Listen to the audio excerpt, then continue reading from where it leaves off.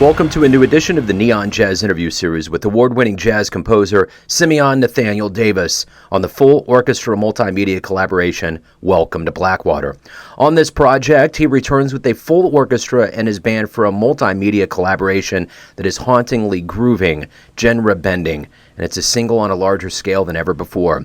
Combining his band, the Simeon Davis Group, with a full symphony orchestra, he continues his signature, programmatic writing style as he maps this musical overture onto the dark yet humorous stories of visual artist Sarah Navin, better known by her alias Coinswallow. The digital-only single comes out on Outside in Music on October 7th, 2022. We get into all of this and more. Enjoy. Hey, thanks for taking a minute out today. It's great to see the new multimedia collaboration, Welcome to Blackwater. So thanks for reaching out and taking a minute out. Yeah, I mean, thanks for having me. It's always fun being on the show. Absolutely. So let's start off here. First and foremost, how did this project come about? I mean, you got elements of multimedia, you got a full orchestra, you got a lot going on here. How did this idea hatch? It started about a year ago, really right around this time of year. I was trying to plan things for my final recital in my master's program. I did a jazz composition degree as my master's, and I knew I wanted to do something a little bit wild. I wanted a really big closer, and part of my background is I played violin since I was like 8 years old, and so I really wanted to do something orchestral, but also still jazz and also still just the weird stuff that I create. And so in looking for things that could be potential inspiration, I like taking outside sources for music beyond just initial musical ideas. And there was this illustrator whose work I'd been following for a while, by the name of Sarah Navin, better known by her alias Coinswallow. But she created these really unique, like, illustrations as well as almost like comic strips, I guess you could call them. But they were this weird blend of like very dark and like thriller type themes, while also being incredibly witty and satirical and at times very funny. And it was this really interesting blend of styles that I'd never encountered before. And I loved it. And so in searching for ideas for writing this big orchestral, I guess I could call it an overture, I thought, that could be a fun one to write something on based off of. Very much, thinking like Berlioz and with his Symphonie Fantastique, just having this crazy, outlandish idea. And so I reached out. I'd never met this illustrator before, but I reached out to Sarah and I said, hey, I've been following your work for a while. I'm a composer, this and that. Would you be interested in collaborating with me, maybe writing like a big orchestral piece based off of your work? And so I sent her some samples of my other stuff that has now since been released on our previous album. And she's like, this is great. Like, yeah, totally. Let's do this. And so that's sort of where it started, and it ended up being what it is now. Wow, that's a great story. I mean, and that's, I think, kind of the spirit of just hopefully some outgrowths of some things that happen with the world slowing down and people having time to kind of branch out and think about things. It's almost as though there has been more cross-pollination that's gone on with people. Have you noticed that? I think I have and I haven't. For me, I feel like when the rest of the world slowed down, for me, it sped up at a pace it's never been before, just with, making ends meet and being the musician thing, but also, being a husband and a father and really working on all the craziest jobs you can imagine and trying to juggle music. But in this weird way, that grind of having not as much time as any musician would like to have, I found that it became hyper efficient in the musical realm. And when I had an idea, it's like, all right, we got to do this now or it's never going to happen ever again because I'm never going to have the time for it. And so in that way, even though it's backwards, like, yes, the answer is yes.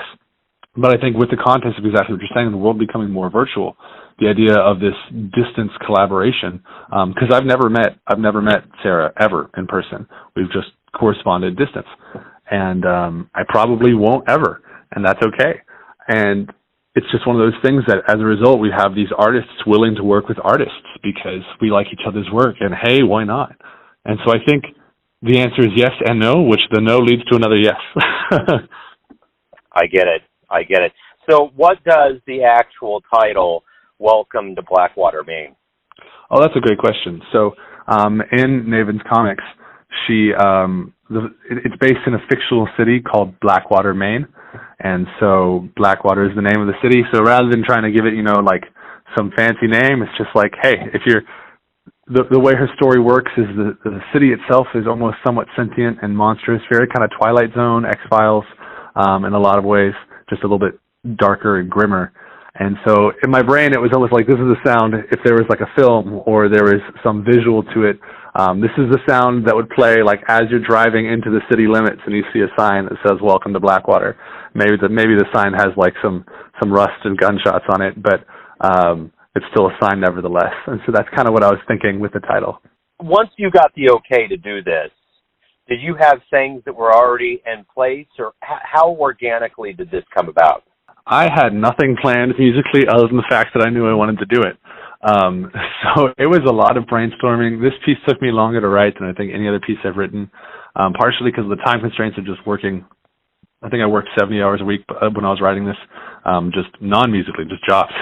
And so that's part of it. But the other part is, I had never written something on this scale before. And so just brainstorming and trashing ideas and brainstorming and trashing ideas. But so yes, very organically. And part of that is I would send Sarah these questions and be like, hey, how would you describe this main character in 3 words? How would you describe the town in 3 words, this and that? And like ask her questions, giving insight on her perspective of the characters and things like that, because I wanted the musical sound to reflect the interplay between her 2 main characters as well as the visual aesthetic of the town itself and this dark and gloomy, slightly monstrous, slightly mysterious sound. And with using those adjectives, try and create aesthetics. Very much like if I collaborated with a filmmaker and done a spotting session and asking for their ideas. It was very, very similar in that regard. So I think from there, I then tried to take those adjectives and brainstorm a bunch of different things.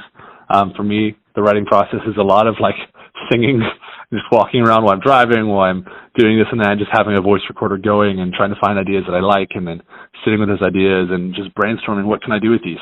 And I think I had a catalog for this piece, probably well over 100 different potential ideas that I had sung into my phone's voice recorder, and just finding how they stitch together, which ones work with the aesthetics. I had like these mind maps that I'd like drawn and like put up on my walls so I could like sketch ideas, both musical and like just adjectival word-based ideas that try and evoke certain aesthetics.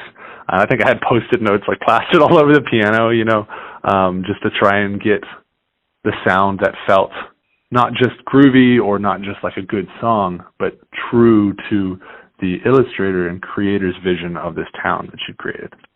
So it's billed as something perfect for Halloween.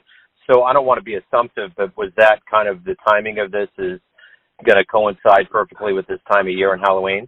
Right, yes. So the release time, certainly. But this was actually, like I said, I wanted this to be a closer for my master's recital. So this was performed back in February of this year. So, and it was a very close turnaround, I'll say that, because I started brainstorming it in like October of last year. And that may be part of just the October feeling, maybe part of why it ended up sounding dark and moody to begin with. But then I started the full-on writing process probably in December, and I needed to have this orchestral piece turned around. Like by January, it was time for rehearsals leading up to a very early February, like performance live. So as far as release, 100%. 100% intentionally built around Halloween. But originally it was just, hey, I wanted to do this. And then down the line it was like, I should release this. Oh, I should release this around Halloween because it fits thematically. So is there any intention on doing this live and getting out and how would you put this out in front of people? Well, it was recorded live, and I have no idea if I'll be able to recreate that again. I was at the University of North Texas College of Music, which is one of like the really, really big music schools. I believe, I don't know if this number is still correct, but when I started there, it was the largest music school in America. And so it was a game of just like finding people who played the instruments I needed, who would be willing to do it. And some of them knew me. Some of them I'd never met before, and it was purely word of mouth. And so I got basically a full symphony orchestra to do this gig with a person that I'd mostly never met before for free, which is just the amazing thing about, I guess, eager students and people who are excited to try new things and try and learn new things. Because for the jazz kids who were in the band, this was new territory for them. And for the classical kids who were in the band, this was new territory for them, because it wasn't really either camp fully. But I would love to do more stuff like this. I think for me, this is like the most exciting thing I've ever written in a lot of ways. Maybe that's a strong phrase, but one of the most exciting things I've ever written, just because of the sheer scope of it and getting to use all these different colors that, because I grew up playing in orchestras as well as playing in jazz bands. And so being able to put those two things together for me was just invigorating. So Outside in Music is the label. Where is the best place for everybody out there to get their hands on it or listen to it? How do they go about it? And to find out what else is going on with you and the group? Okay, that's a great question too. So this is actually releasing digitally only. It's just a single, and so it's available on all streaming services as of October 7th. It's available just worldwide that way. You can also find it on Bandcamp and purchase it that way.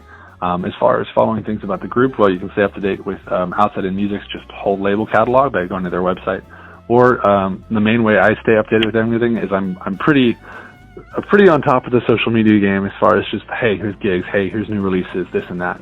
So we're going to be doing our official announce for this single in collaborating with the illustrator herself. We're both going to do a big announcement for it tomorrow because it's 13 days before the release, and we're really kind of playing into that whole Halloween superstition type thing. So it'll be fun.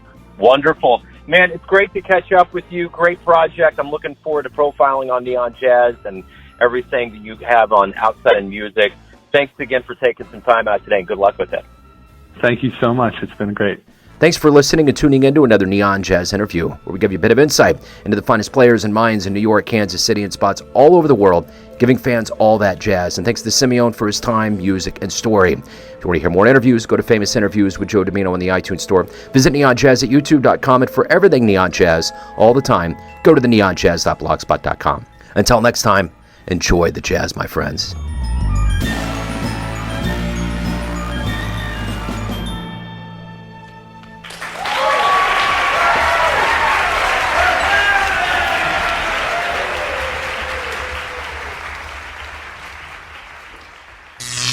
Neon Jazz.